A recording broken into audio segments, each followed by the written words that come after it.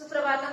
मैं आपकी संस्कृत अध्यापिका आज आपको आपकी पुस्तक का प्रथम पाठ सुभाषितानी पढ़ाऊंगी। ठीक है। सुभाषितानी इसका अर्थ होता है अच्छा, सुंदर, मधुर। भाषितानी, भाष का अर्थ होता है अच्छे वचन। बहुवचन का शब्द भाष का अर्थ होता है अच्छे वचन। भाषितानी बहुत सारे अच्छे वचन, तो सुंदर या मधुर वचन। संपूर्ण इसका अर्थ होगा सुंदर या मधुर वचन। सुंदर या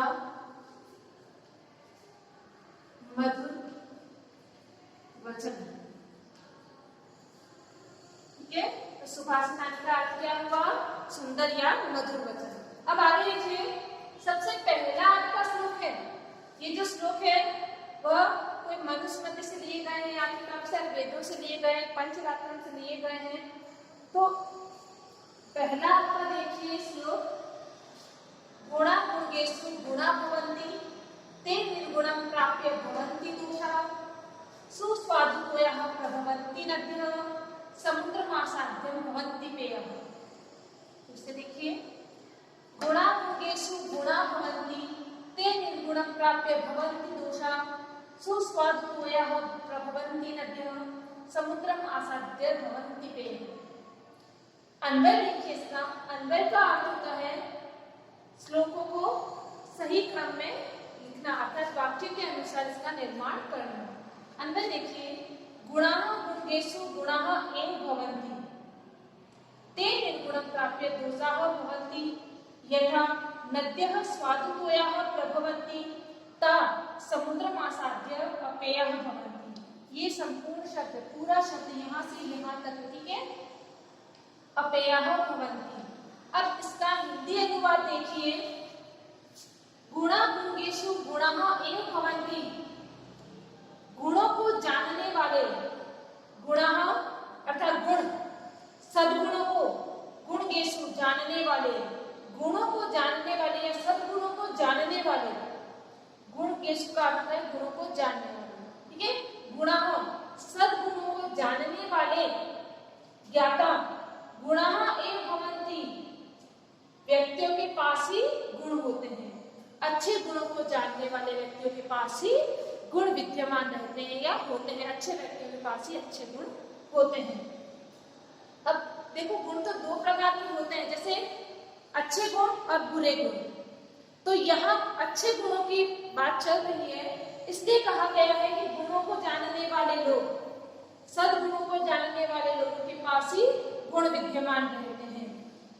ते निर्गुणं प्राप्य दोषाः भवन्ति। ते वे गुण, वे ही गुण, वे सद्गुण, निर्गुणम गुणहीन व्यक्ति के पास होने पर, अगर वे ही सद्गुण किसी निर्गुण के पास होते हैं तो वे गुण, वे उसके पास पहुंचकर दोष बन जाते हैं। यदि अच्छे गुण जो है किसी बुरे व्यक्ति के पास या गुण रहित व्यक्ति के पास पहुंच जाते हैं तो वे ही गुण जो है वो दोष बन जाते हैं। अब इसको उपमा दी गई है, इसकी तुलना जो है वो नदी और समुद्र के पानी से की गई है। तो देखिए आगे, यथा जिस प्रकार नद्यः, नदियों का आस्वादुतोयः प्रभवन्ति, जिसका नदियों का आस्वादुतोया, स्वादिष्ट जल वाली नदियां जो है, नदियां कैसी होती है? स्वादिष्ट जल वाली। स आस्वादुतोयः प्रभवन्ति, नदियां स्वादिष्ट जल वाली है। ता वह समुद्रमासाद्य, समुद्र में मिलकर अपेय भवन्ति, अपीने योग्य हो जाती है। अर्थात नदियों का पानी जो समुद्र में मिल जाता है तो समुद्र का जल जो है वो खारा हो जाता है, नदी का भी जल वहां जाकर खारा हो जाता है। इसलिए कहा गया है कि सद्गुणों को जानने वाले लोगों के पास गुण विद्यमान होते हैं, और वे ही गुण जब किसी गुणहीन के पास या दोष सहित व्यक्तियों के पास जब पहुंच जाते हैं तो वे ही गुण जो है अवगुण हो जाते हैं या दोष को प्राप्त हो जाते हैं। जिस प्रकार नदियों का जल जो है वो समुद्र में पहुंचकर खारा हो जाता है। देखिए, ये था आपका पहला श्लोक। ठीक है। आगे यहाँ आपको अपने आचरण में इसको कैसे लाया जा सकता है, आप अपने सद्गुणों को अपनाइए, अच्छे मनुष्य बनिए, ताकि आपके गुण जो है वो आप ही के पास रहे। और किसी अच्छे व्यक्ति को ही हमें सिखाना चाहिए। और किसी को हम जब ये गुण सिखाते हैं और आगे वाला जब हमारी बात ही नहीं सुन रहा है, ध्यान ही नहीं देता है, तो ऐसे व्यक्ति को सिखाने से कोई मतलब नहीं रह जाएगा। आगे देखिए, दूसरा श्लोक है आपका, बहुत ही सुंदर श्लोक है। साहित्य संगीत कला विहीनः साक्षात् पशुवच विषाणहीनः तृणं न खादन् अपि जीवानः तद्भागधेयं परम पशुनः। फिर से देखिए, साहित्य संगीत कला विहीनः साक्षात् पशुवच विषाणहीनः तृणं न खादन् अपि जीवानः तद्भागधेयं परम पशुनः। अब देखिए, मनुष्य कैसा होना चाहिए और कैसा नहीं होना चाहिए। आगे देखिए, अन्वय देखिए, साहित्य संगीत कला विहीनः जनः साक्षात् पशुवच विषाणहीनः तत्पशूनां परम भागधेयम् अस्ति यत् सतृणं न खादन् अपि जीवमानमस्ति। साहित्य संगीत कला विहीनः, साहित्य और संगीत कला से विहीन। साहित्य का अर्थ होता है धार्मिक पुस्तकें, अपने अध्ययन की पुस्तकें, किसी भी प्रकार की अच्छी पुस्तकों का ज्ञान होना, पढ़ना, अपने ग्रंथों को पढ़ना, उपनिषदों को पढ़ना, अच्छी पुस्तकों को पढ़ना, अच्छी लेखकों की पुस्तकें पढ़ना, तो होता है साहित्य। ठीक है, साहित्य संगीत कला, संगीत कला में सब कुछ आ जाता है।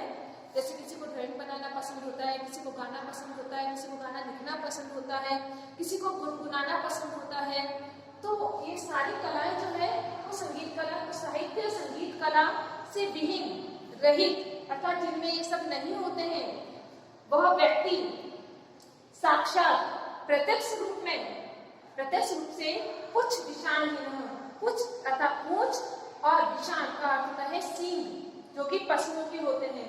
तो कहा है साहित्य और संगीत कला से विहीन व्यक्ति प्रत्यक्ष रूप में पूंछ और सींग के बिना पशु के समान है।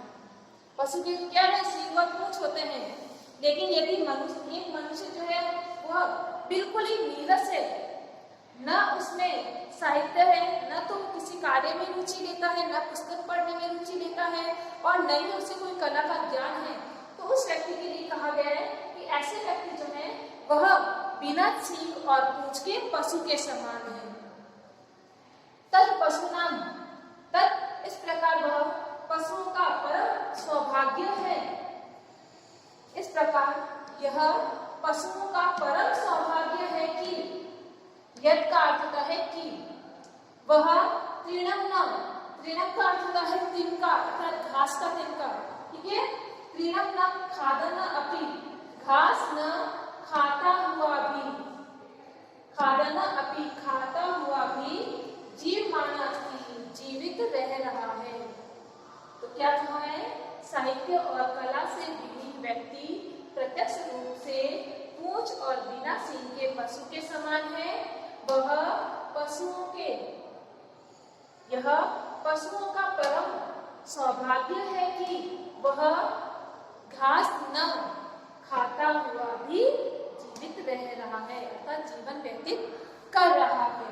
अर्थात मनुष्य को ऐसा होना चाहिए, कुछ तो उसमें कला होनी चाहिए, कुछ आर्ट होना चाहिए, कुछ तो कार्य करना चाहिए। नहीं तो ऐसे व्यक्ति जो होते हैं, आपको ये आता है नहीं आता, ये आता है नहीं आता, ऐसा व्यक्ति कहने वाला बिल्कुल नीरस होता है, उसे कुछ भी नहीं आता। तो कोई ना कोई दुनिया में ऐसा कोई व्यक्ति नहीं है जिसको कोई कार्य नहीं आता हो। कोई पढ़ने में अच्छा नहीं है तो खेलने में बहुत अच्छा होगा, किसी को पढ़ना अच्छा लगता है तो खेलना अच्छा नहीं लगता, किसी को गाना आता है लेकिन नाचना नहीं आता, किसी को डांस अच्छे से आता है तो कोई गा नहीं सकता। तो हर मनुष्य में कोई ना कोई एबिलिटी होती ही है, कोई ना कोई एक्टिविटी ऐसी होती है जो मनुष्य करना जानता है। तो मनुष्य को सदा हमेशा साहित्य और संगीत से प्रेरित होना चाहिए, इन्हें अपनाना चाहिए, बिल्कुल भी नीरस नहीं होना चाहिए। आगे देखिए आपका तीसरा श्लोक।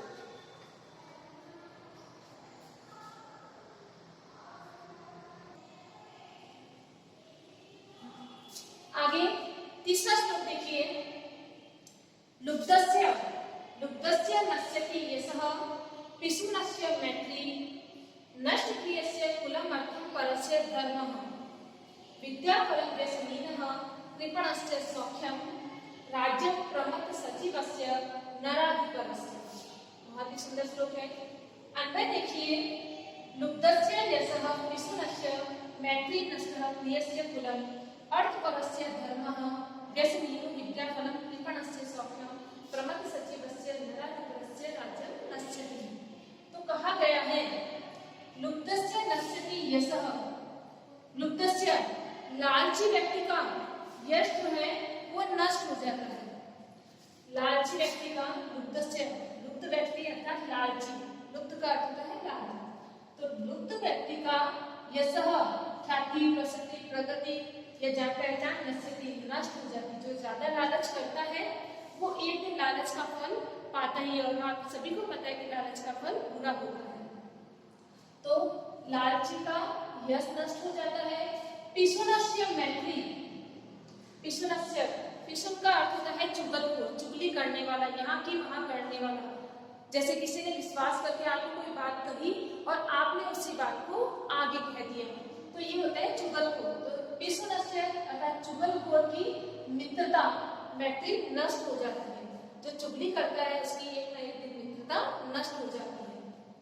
नष्ट क्रियस्य कुलम, नष्ट क्रियस्य कुलम, नष्ट क्रियस्य जो निष्क्रिय व्यक्ति होता है, जो कोई काम काज नहीं करता है, जिसे जो आलसी होता है उसको कोई काम करना पसंद ही नहीं होता है, तो ऐसे व्यक्ति का जो है वह कुल नष्ट हो जाता है। कुल का नष्ट हो जाना अर्थात जब धन नहीं होगा तो घर में आर्थिक तंगी आ जाएगी। आर्थिक तंगी आने की वजह से जो संयुक्त परिवार है वो अलग अलग रहने लग जाएंगे, अर्थात सब में बंटवारा हो जाएगा।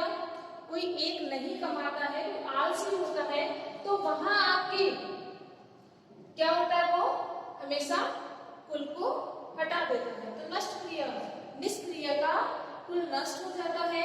अर्थपरस्य धर्मः, और धन के लालची का, और धन के लालची का धर्म नष्ट हो जाता है। जो हमेशा धन को ही चाहता है, जो हमेशा धन को ही चाहता है, उसका धर्म नष्ट हो जाता है, अर्थात अर्थ को चाहने वाले का धर्म नष्ट हो जाता है। विद्याफलं व्यसनीन, व्यसनीन का अर्थ होता है बुरी आदत, व्यसन का अर्थ होता है बुरी आदत या लत या नशा।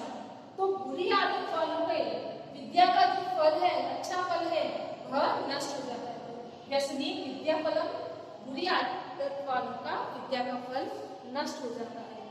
कृपणस्य सौख्यम, कृपणस्य, कृपण का अर्थ है कंजूस, कंजूस का सुख जो है वो नष्ट हो जाता है।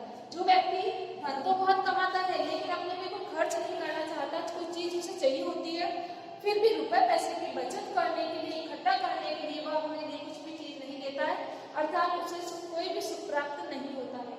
तो कहा गया है कंजूस का सुख नष्ट हो जाता है। राज्य प्रमथ सचिवस्य, और राज्य का जो सचिव है, राजा है, वो यदि प्रमादग्रस्त होता है, आलसी होता है, राग रंग में डूबा हुआ होता है, तो उसका जो राजपाट है वो सब नष्ट हो जाता है। तो क्या कहा गया है कि प्रमथ सचिवस्य, आलसी राजा का राज्य नष्ट हो जाता है। प्रमाद अर्थात हंसी मजाक करने वाला या आलसी राजा का राज्य नष्ट हो जाता है। तो देखिए अन्वय, लुब्धस्य यशः पिशुनस्य मैत्री, लालची व्यक्ति का यश, चुगलखोर की मित्रता, निष्क्रिय व्यक्ति का कुल, धन पर आश्रित रहने वाले का धर्म, बुरी आदत वाले के विद्या का अच्छा फल, कंजूस का सुख, और प्रमादग्रस्त सचिव वाले राजा का राज्य नष्ट हो जाता है। आगे देखिए चौथा श्लोक, पित्वा रसं तु कटुकं मधुर समानं माधुर्यमेव जनिते मधुमक्षिकासु संतस्तथैव सज्जन दुर्जनानां वा वचः मधुर सुक्त रसं सृजन्ति। बहुत सुंदर श्लोक है। पित्वा रसं तु कटुकं मधुर समानं, अन्वय देखिए, असो मधुमक्षिका, असो यह मधुमक्षिका तु, मधुमक्खी तो, यह मधुमक्खी तो कटुकम अर्थात कड़वे, उषिता तु कटुकम, यह मधुमक्खी तो कड़वे रस को भी मधुर समानम, मीठे रस के समान पीवा पीकर माधुर्य में जन्ये, मधुरता को उत्पन्न करती है, अर्थात उसके स्वाद को उत्पन्न करती है। तो कहा गया है ये मधुमक्खी जो है फूलों का कड़वा रस पीकर भी, कड़वे रस को मीठे के समान पीकर भी मधुरता को उत्पन्न करती है। तथा उसी प्रकार एवं संतः दुर्जनानां वचनः, संत सज्जन पुरुष जो संत लोग जो होते हैं वह दुर्जनों के वचनों को सम सज्जनम, सज्जनों के वचनों के समान श्रुत्वा, दुर्जनों के वचनों को सज्जनों के समान श्रुत्वा, ठीक है। तथा उसी प्रकार ही, एक का अर्थ है ही, ठीक है, संत जन, संत लोग दुर्जनों के वचनों को सज्जनों के वचनों के समान श्रुत्वा मधुर सुप्त रसम सृजन्ति, मधुर सुप्ति रस का निर्माण करते हैं, मधुर सुप्त रस, मधुर सुप्ति रस का निर्माण करते हैं। सृजन्ति में सृज धातु है जिसका अर्थ होता है निर्माण करना, सृजन करना।